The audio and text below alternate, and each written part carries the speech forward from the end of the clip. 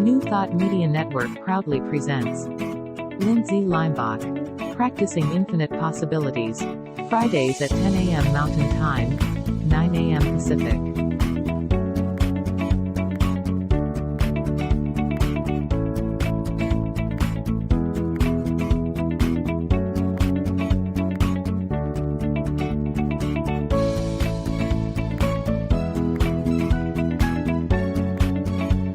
And now, here's Lindsay. Hey, good morning, everyone. Welcome back to PIP, Practicing Infinite Possibilities. I'm so glad that everyone's here. So wherever you are, I want to thank New Thought Media Network, and I'm happy that you're here. I have not been on the air for 2 weeks. And so why? I guess I was practicing infinite possibilities. One, I actually was a keynote speaker for a convention for schools that were preschools and daycares. And that was spectacular. I loved it. It was wonderful. It was so awesome to teach these teachers and the administrations of these schools how important their brain is and how they can use their brain to be mindful, and then understanding the child's brain from 0 to 7. Wow, that brain is changing so much, and get them to understand their interaction is programming that child's brain really for a lifetime. And the thing is, when we get programming when we're young, 0 to 5, let's say, we don't remember it. We don't remember what people have taught us. But the whole time we're a sponge just taking in information. So the primary caregivers tend to be the programmers for babies and toddlers. And if you're in daycare service or in preschool service, those parents, they are the primary caregivers, the parents, but they're working and they are trusting those schools, that character, those values to those people. They're entrusting those people to be programming their children to be healthy, to have self-esteem, to believe in themselves, to learn from internally out. So when I was talking to him, I want to say, and I was on the stage and I looked down and I actually saw someone crying because she realized how important her job is. So important who we entrust our children with, because they can program for the negative, fear-based programming through punishment, or they can program through curiosity, understanding that falling down or failing is just a step to growing, and it's inevitable, and it's actually something we can celebrate. So I really enjoyed doing that talk.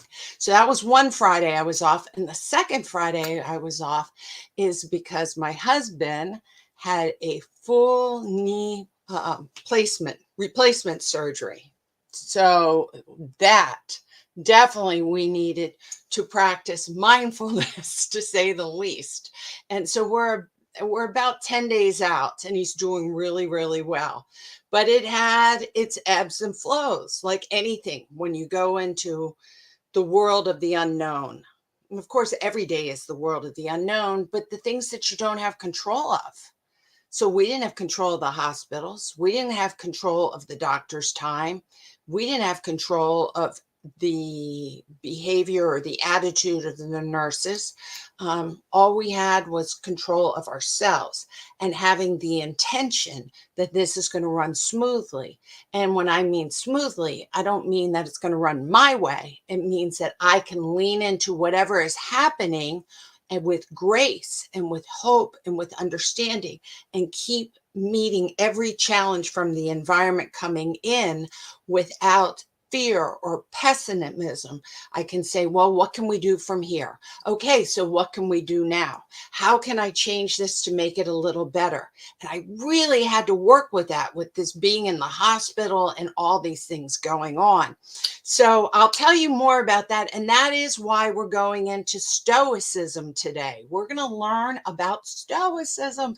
It's so incredible because as I've learned more about Greek philosophy, which I've been really embracing, thinking, starting with Socrates. Is really the founder of the Greek philosophers. And then it goes on. Stoicism is birthed out of that. And I realized how much it's like Buddhism and how mindful it is. So I want to welcome some of you. Kevin's here, and he's now a pirate. And I had a great talk with him yesterday, and he too has to learn and practice Stoicism and going into the flow of recovery and leaning into what he can control and what he cannot control, because he ended up having his foot amputated. And he's doing it so much with positive and light and love. When I spoke to him, and I'm so proud of you, Kevin. I just want you to know I am so proud of you, of living fully, not living into the fear of life, but living into life to love it, to enjoy it, to be grateful for it. So proud of you.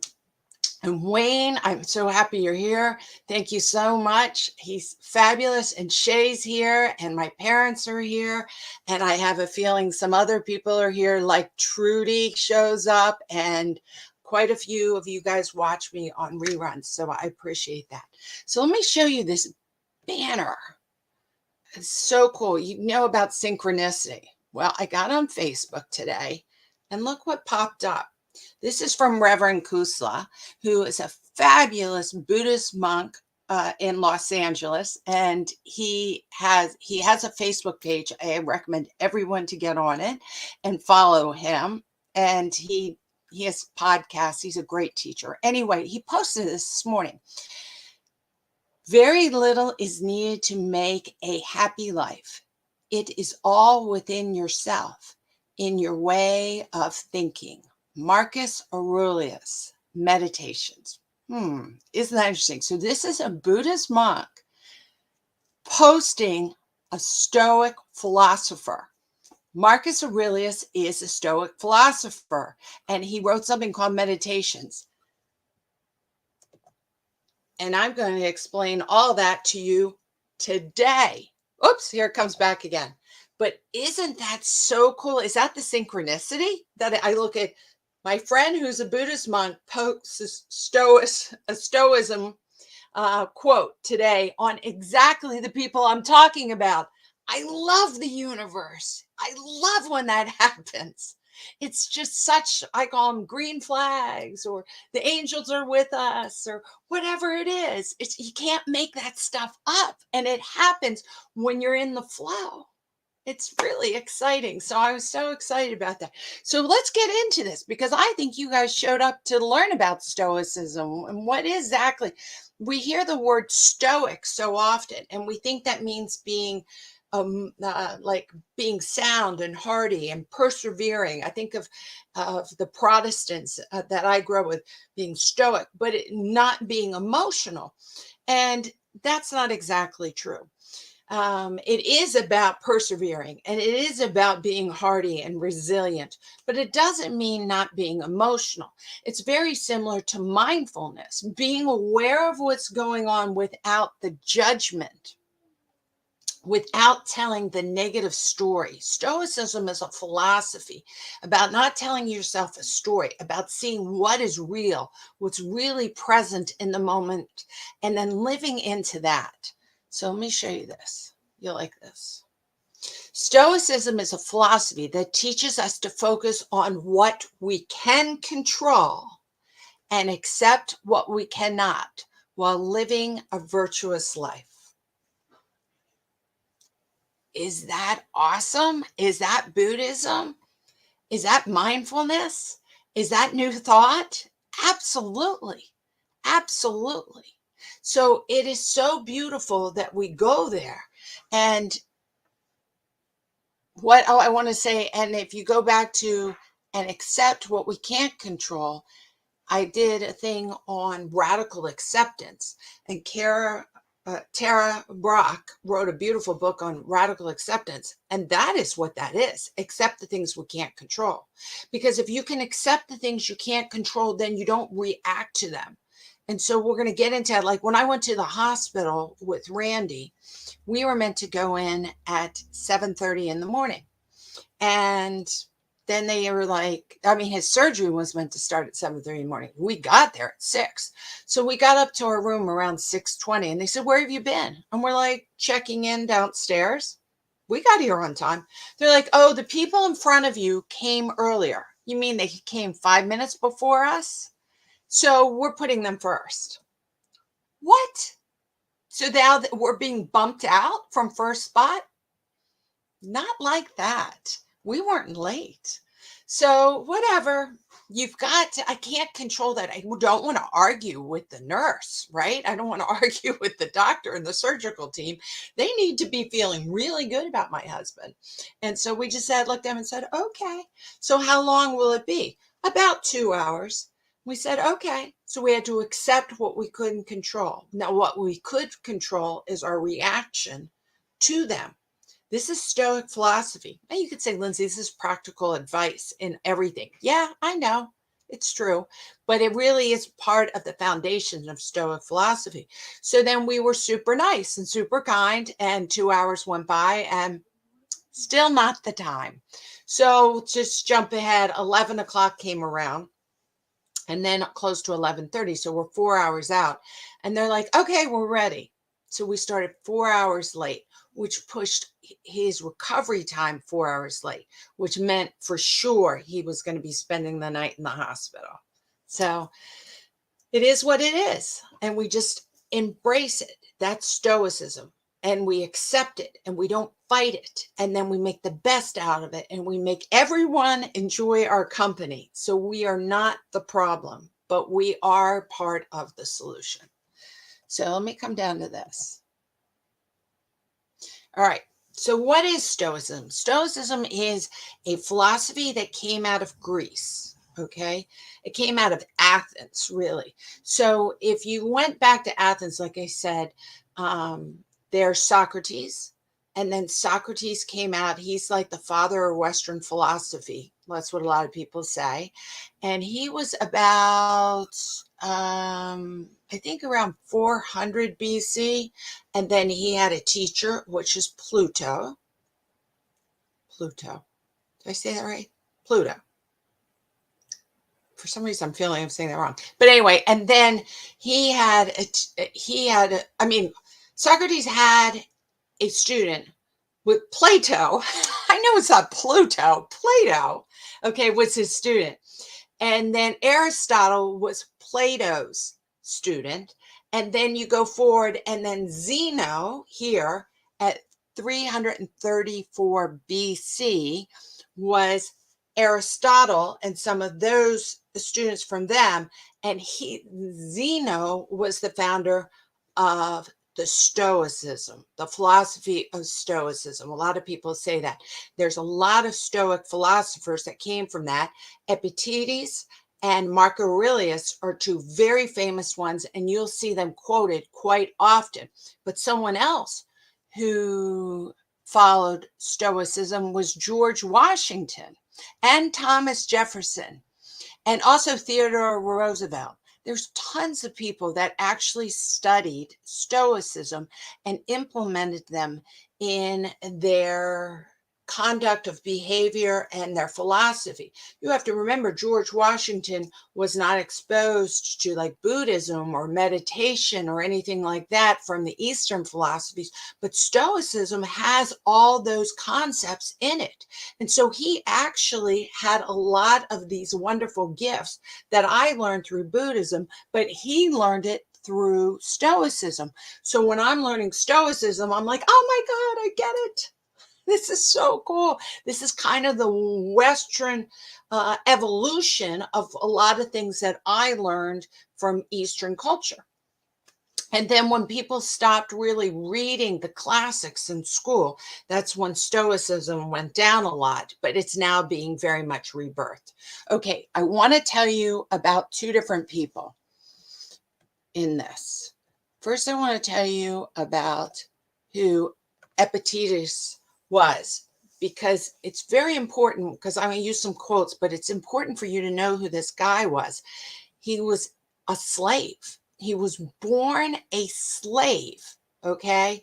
And he was born in 55 AD and he lived to 135 AD. He was a slave for 30 years. 30 years until he was freed. And he was a slave to someone an aristocrat that was really high up. And there was a lot of philosophy going on where he lived within the community. He was a slave. So he listened and he learned, but from the outside because he was a slave. And he had a limp because his slave owner was, I can't think of the word, but people that like to torture people or torture animals just for the sake of it, he was like that. And he actually broke his leg. So for him to end up becoming a very famous Stoic philosopher, coming from 30 years of slavery and torture, is amazing when you read the things that he wrote. The other person we're going to talk about today is Marcus Aurelius. Now, Marcus Aurelius learned from Epictetus, and he learned from a whole bunch of people that Epictetus taught, because Epictetus became a big philosopher and a big teacher. And then Marcus Aurelius learned from his students. Marcus Aurelius, you will see a lot because you'll see this a lot. It's called Meditations of Marcus Aurelius. This is an old version of it, very small. And this is a larger version because it has a lot more information in it. And what Meditations is not a book on meditations. It's not. So it confuses people. Marcus Aurelius was the Roman emperor, okay? He was adopted and he was groomed to be the Roman emperor. And he became the Roman emperor. You can see that at 161 AD. And a lot of people say he's called the philosopher Roman emperor. He actually lived a Stoic life as the emperor, and he really helped people a lot. And he would journal every single night. He had rituals in the morning and he had rituals at night, and he would journal. And he would journal all this stuff about how he feels about ruling, not really like gossip journal, but just to make sure that he stayed in line, that he remembered the Stoic philosophy so he could rule the very highest and best. What happened, which is so interesting, when Marcus Aurelius was Roman emperor, is that a plague came in, and they actually think it was smallpox. And millions of people died in the streets. And instead of Marcus Aurelius totally retreating back and hiding and making taxes higher because the armies were dying because of this smallpox and everything, he ended up selling the Roman emperor stuff. He actually went out and sold it to generate money for the government because he said, I don't need this stuff. And so when you want to read about his philosophy and how he ruled the emperors, these are really his journals. And so someone put them after he died, put them together into a book. It is really good. You can go anywhere in the book, open it up and you read it, and it's filled with magnificent philosophy of how do you not get trapped in your ego? How you serve the people for the better? How do you understand what it's like when you're dealing with people that don't understand or are filled with hate, and not let that hate go into you? That is what he taught. So I want to just go in and tell you the basics. I'm going to come up to my comments real quick to see what they're saying. You know what? Here, Wayne wrote this. Embrace the suck. You know what? That also is, I got to take down that banner. That is also my brother, who's a Marine. They have that. Embrace the suck. It means that when things are going bad or not going your way, you embrace it. It's radical acceptance. It's another way. I'm radically going to accept that this is not happening the way I planned it.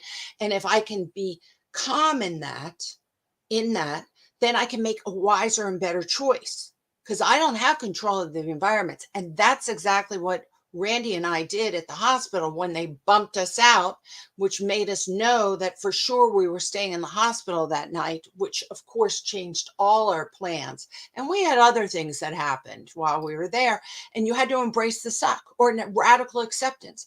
That's a very Stoic philosophy. You don't get angry at it, you work with it. And that's why a lot of times people say, oh, Stoicism means that you're not emotional. That's not what it's about. It's about that you don't allow your emotions to rule you. Okay, you can have emotions, but how are you going to react to them? All right, so here is the 4 Stoic traits are inherently, there's 4 Stoic traits and they're inherently combined together. So it's not like one is better than the other. So in a quick summary of the 4 Stoic traits, wisdom is number 1. It helps us to make good choices. Courage is number 2. It helps us to face our challenges, to face fear. So that you have to be smart in wisdom. So that means that you have to have knowledge and study. Stoics always are saying, learn, learn, learn, learn, learn. Keep learning. Keep learning.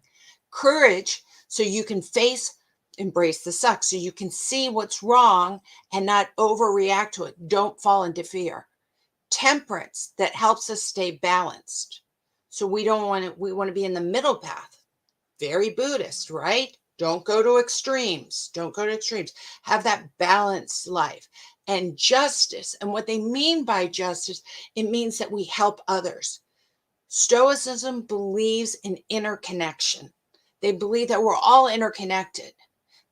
So a lot of Stoic leaders, they embrace that women should get educated, to treat your slaves well. Now, I know we're talking about in Roman time. Okay, so slavery is horrible, but they believe that you treat all people with dignity. So that was like breakthrough thoughts happening when it comes to it. So wisdom. This means, I want to just break this down a little bit more. Wisdom means that you understand the teachings. And that's very much the Buddhist philosophy too. And I think, you have to have a foundation of knowledge so you can make good choices. Now, in our life right now, understanding that we have this brain, which is a tool that we have to work with.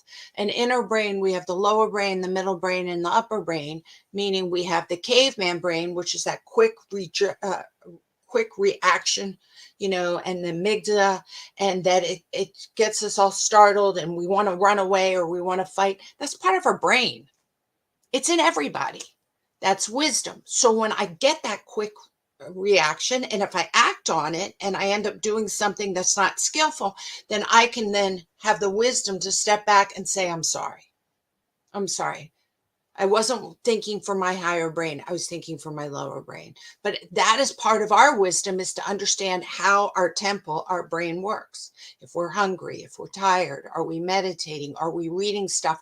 Are we watching the news first thing in the morning and setting ourselves up to be in fear? The wisdom to know not to do that, to have a morning ritual. And the Stoics really believed in morning rituals to set yourself up to have a good day with a good intention. So Epictetus said, we must accept what cannot be changed. We must accept what cannot be changed, have the courage to change what should be changed, and the wisdom to know the difference. Okay, who's heard that before? That's the Serenity Prayer.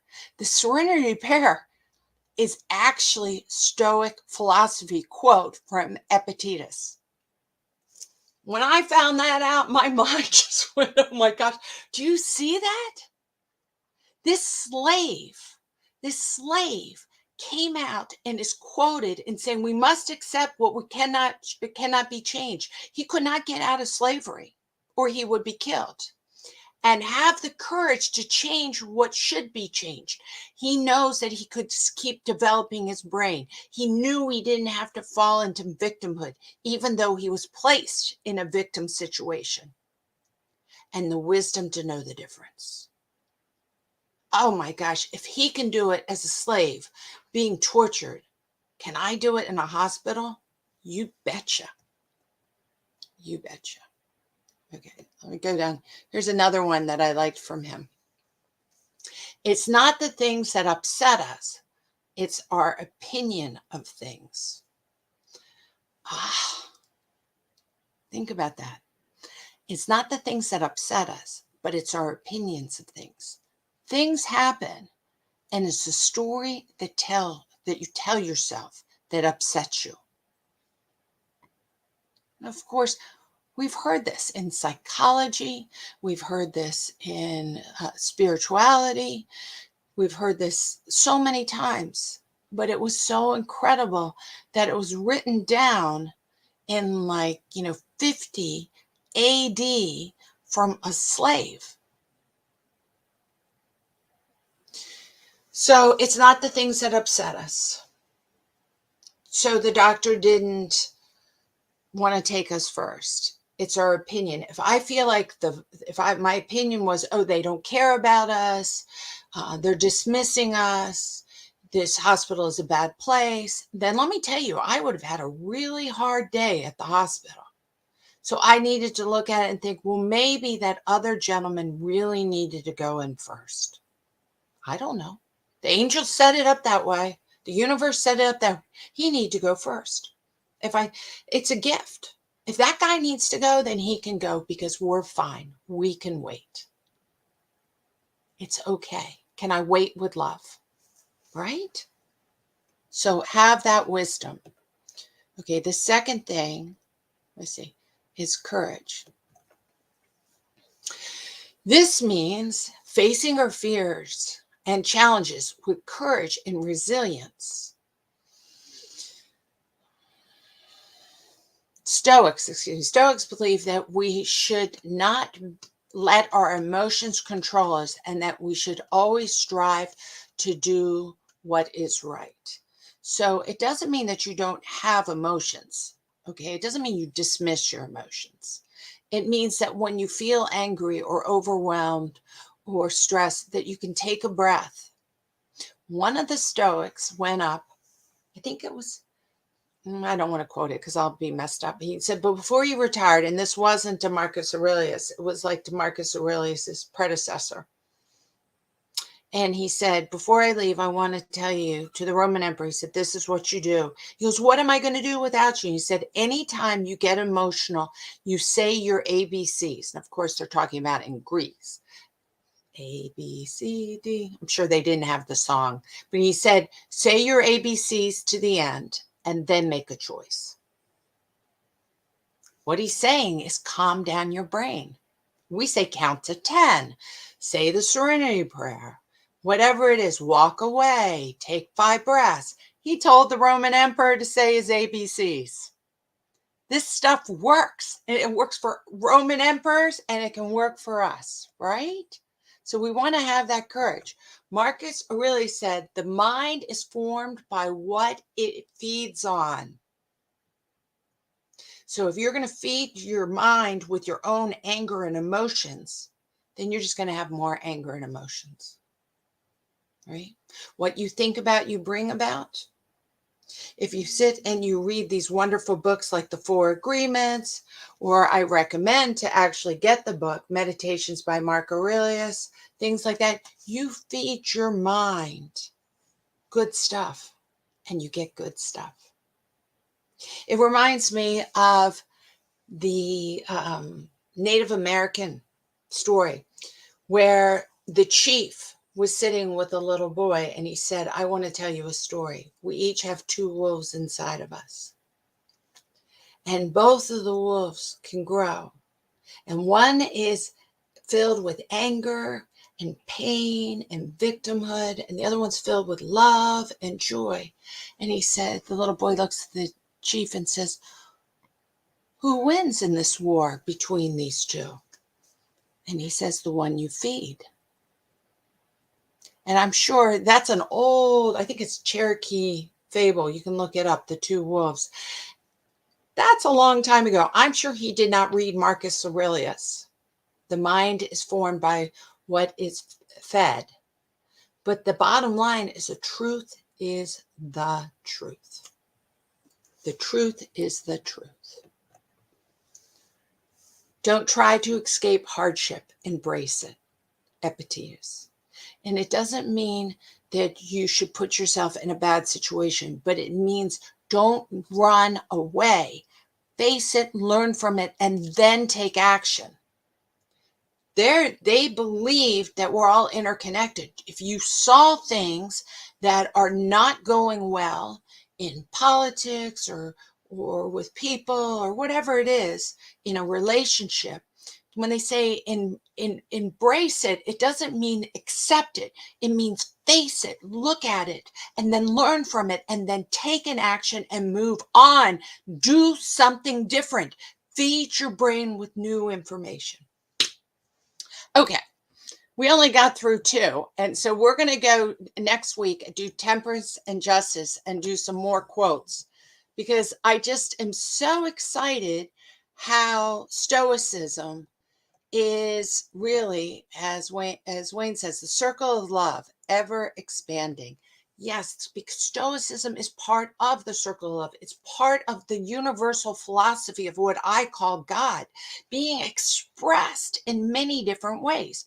Buddhism, Christianity, Judaism, Hinduism, Islam. There's beautiful people writing stuff all the time. Rumi from Islam, right? Jesus in Christianity, the Buddha in Buddhism, and Marcus Aurelius in Stoicism. But they all are speaking the same truths. So let's embrace that. Next week, we'll do this some more. I really am having fun with you guys. I want to thank New Thought Media Network for everything they do. I got to find my little banner. Let me take this one down. Here we go. Where is it? Here it is. And I want to put up, let me throw one last one in. Gratitude is the fairest blossom which springs from the soul. Gratitude is the fairest blossom that springs from the soul. I want to thank you all for showing up, and thank you for being supportive. It means a lot to me that you're here with me. And I want to thank New Thought Media Network for allowing this platform, for all this good information to come out. Remember, it's a nonprofit organization and it lives on donations. And if anyone wants to get in touch with me, centeredmoment@gmail.com, or message me through Facebook. I want you all to have a wonderful weekend and week, and I will see you next week learning part 2 of Stoicism. Bye-bye.